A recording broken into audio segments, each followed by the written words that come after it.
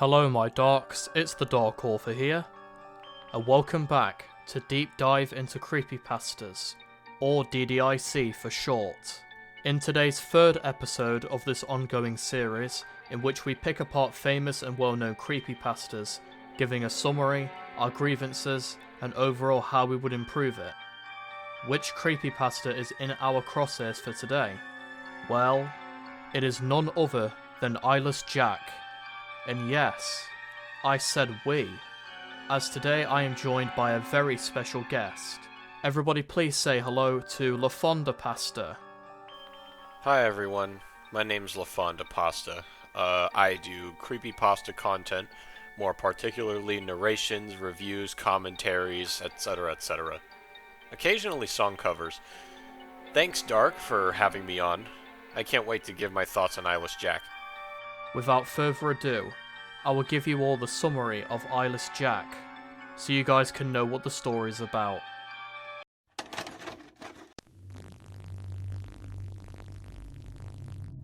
Eyeless Jack begins with a person named Mitch recounting a paranormal or supernatural encounter he had.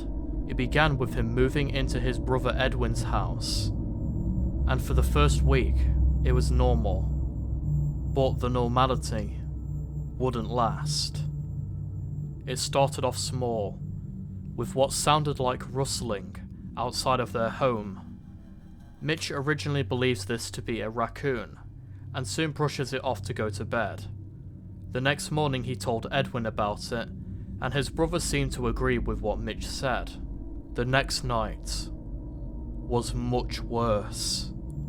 He heard his window opening, and a loud thump. When he went to investigate the room, he saw no such intruder. However, the following morning, Edwin dropped his coffee cup to the floor as he saw a massive gash on Mitch's cheek. When he went to the hospital later in the day, he learned the horrid truth. His left kidney was removed. But the following night was the breaking point. Mitch woke up suddenly, and what he saw was truly horrifying. He was face to face with a creature, donning a black hoodie and a dark blue mask with no eyes or a nose. The mask holes dripping a black substance, and it clearly meant harm. Mitch took a photo of the creature, but it lunged at him. Taking the chance, Mitch ran from the house in a panic, but he soon tripped on a rock and blacked out. He awoke in a hospital with minor injuries, but came to learn that his brother Edwin had lost his life. When he came back to the house to retrieve his things, he was face to face with a terrible sight. He saw Edwin's remains propped up, holding what appeared to be his half-eaten kidney, dripping in the black substance.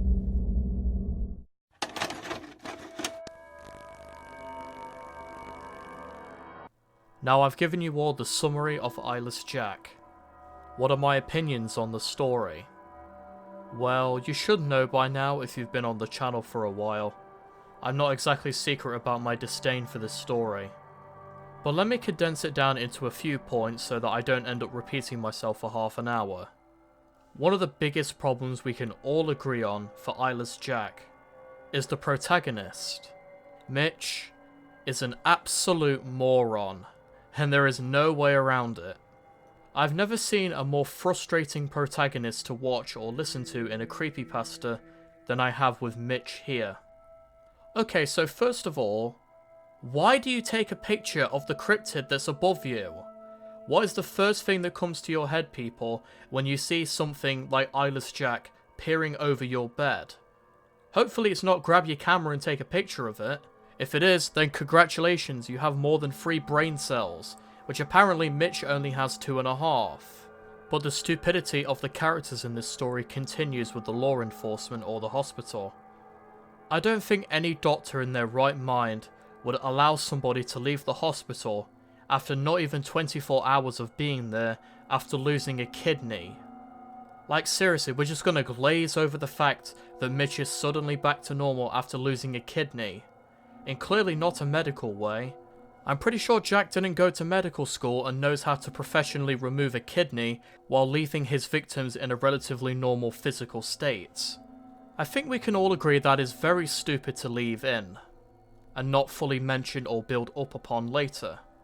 And speaking of building up on, another huge problem I have with Eyeless Jack is build up Jack more. Like, he's barely in the story. I mean, he's only in the final half. Why not just add more scenes of him appearing, or, you know, more subtle creepy stuff? Add some more build up. It's such a shame as well, because Eyeless Jack has such potential to be like a very scary cryptid or scary creature in its own way. And I'm really sad they don't end up exploring it in the story. Oh, and don't think for a second that the ending gets off scot-free as well, because I have a lot of problems with the ending too. Okay, so they go back to Edwin's house, well, Mitch and his parents do, to collect his belongings. Fair enough. He then sees Edwin's corpse with his kidney with a bite taken out of it. And he chooses to not mention it to his parents, or call the police. What the fuck? Like, seriously, who does that in their right mind? Oh, the corpse of a family member you love dearly is in the house. Instead of letting anybody know about it, nah, just let him rot. Let the next family come in and see a corpse, instead of telling somebody.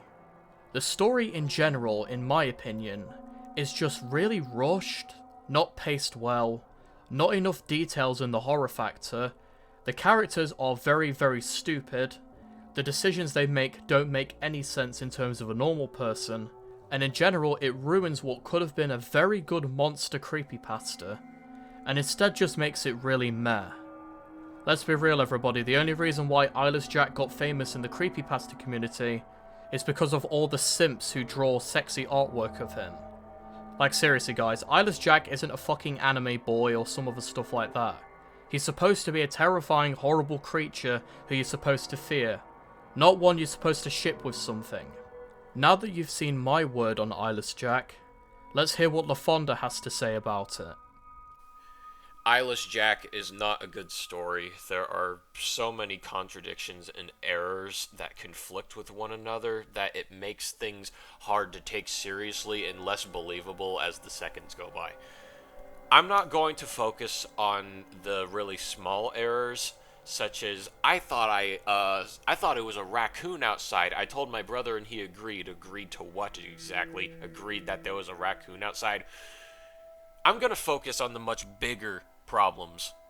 The problems of the story that don't make sense within the context.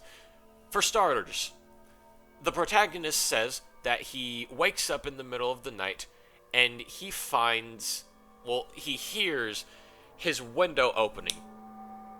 Familiar noises, his window opening and a thud, presumably inside of his house. You're supposed to deduce that it was in his house. Where else would it be? He ignores it and goes back to sleep. He doesn't even bother getting up to check if something broke in. He doesn't check if his brother's okay. He just goes back to sleep. Doesn't even faze him. Doesn't scare him all that much. So then he wakes up and there is a gash in his cheek. Keep in mind, the gash is not going to make sense within the next paragraph. You'll find out why. So he goes to the hospital, and not only does the doctor deduce that he was sleepwalking, hence how he got that gash, because the protagonist just coincidentally got up in the middle of the night, not to check if anything broke in, but to run into random sharp objects. Yeah, makes total sense. And then the doctor lifts up his shirt after seeing the gash on his cheek for some reason. And there is a surgical incision where his kidneys were, as the paragraph says. Immediately, the doctor is just like, oh, you lost your kidney. We don't know how, though. Of course you wouldn't know how. Sorry, Mitch. Like, you didn't even look into it further? Like, you immediately assumed that he lost his kidney because there was an incision there? And then, Mitch, because he's Mitch, makes the best decisions. He goes back to the house and goes to sleep. Because, why not? A weird creature just broke into your house and, left a gash in your cheek. Which, why would that creature even do that? Your kidney isn't even in your cheek, so there's no reason to do that to begin with. You just go back home, you go to sleep, and you put yourself at greater risk. Then he wakes up and sees the creature, Eyeless Jack himself, described in exact detail. The first thing he does is not get up and tell his brother to go, not like fight back and get out of there with his brother. That's not the first thing he does. The first thing he does is take a picture. He grabs the camera next to him and takes a picture. There would be less reaction time to that, and that would put you at greater risk of getting killed. What are you doing, Mitch? And then he runs out of there without his brother. No second thoughts, he just leaves his brother in his house. And then he passes out in the woods, and within the next eye-opener, he appears in the hospital. Who brought him to the hospital? No one knows. It is never explained. The doctor tells him that his brother was killed by something, as said in the story. Have you not kept in mind, Mitch, that that is kind of your fault? Because you could have ran up to him and made him come with you, so you can, make sure he doesn't get killed. But it's all about you. It's all about you, Mitch. And finally, the guy goes back to Edwin's house, even though he was, his life was threatened there twice, so why would you go back there? And for some reason, his brother's, Mitch's brother is still on the ground in that house. He hasn't been taken to a morgue. He hasn't been put into a car of some sorts to be taken for, I don't know, maybe an autopsy? No. He's still there. And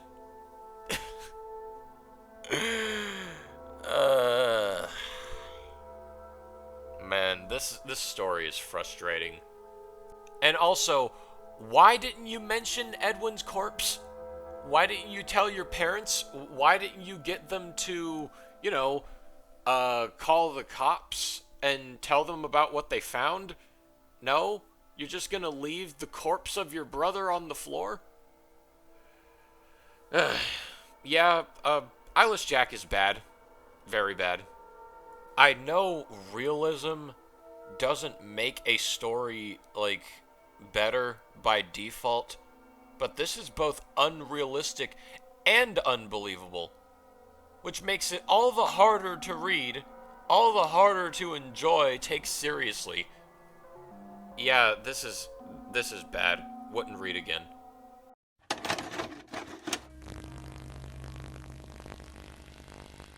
So what would I do to fix Eyeless Jack?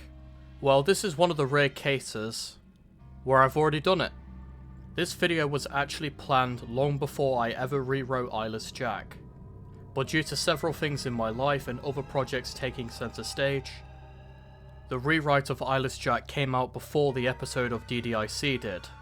So if you would like to see how I sorted out Eyeless Jack or what I would do to fix it, go and watch the video I did on my remake of Eyeless Jack. But I'm interested to hear what LaFawnda has to say, so let's let him take it away. So what would I do to fix Eyeless Jack? Maybe make the protagonist less negligent and careless. Because the protagonist doesn't seem to care about what problems he's facing and just continues to get himself into further trouble. He doesn't care about his brother, even when the writing makes him out to be careful. he doesn't care about his own safety, considering how he didn't even get up to go check on what kind of being broke into his house, and he didn't even care to call the police at the end after finding his brother's corpse in the house. There's no, like, mentions of police tape or authorities being there or anything at all. Yeah, if I were to fix this story, I would definitely make the protagonist more, well, careful about the issues going on. And also, Eyeless Jack as an antagonist, I didn't bring this up before. Eyeless Jack as a antagonist is very basic of a concept. It's just a guy that breaks in your house and eats your kidneys. That's pretty much it. I know part of this is supposed to deduce mystery, but I feel like if there was an actual explanation as to why he's eating the kidneys specifically, I feel like it would make for a much better story. Something more intriguing, more eye-opening. And yeah, that's it for me. So those are our points on how we would fix Eyeless Jack, our grievances, and overall what we thought of the story. I hope you all enjoyed the third episode of DDIC. I'm sorry that it took so long to come out. I'm working on trying to get more people on the show so we can do more creepypastas with more YouTubers. Be sure to go and subscribe to LaFawnda if you haven't already. Also, don't forget to like, comment, and subscribe to me on this channel and on this video. And be sure to let me know, what creepypasta would you like to have next on DDIC? But until then, I'm the Dark Author, and I'll see you all later. Take care, my darks. If you enjoyed the video, and you would like to continue the scares, be sure to click one of the videos on the left or right, and click the channel logo to subscribe, and check the description if you want to join the Discord. Thank you for watching, and stay scared.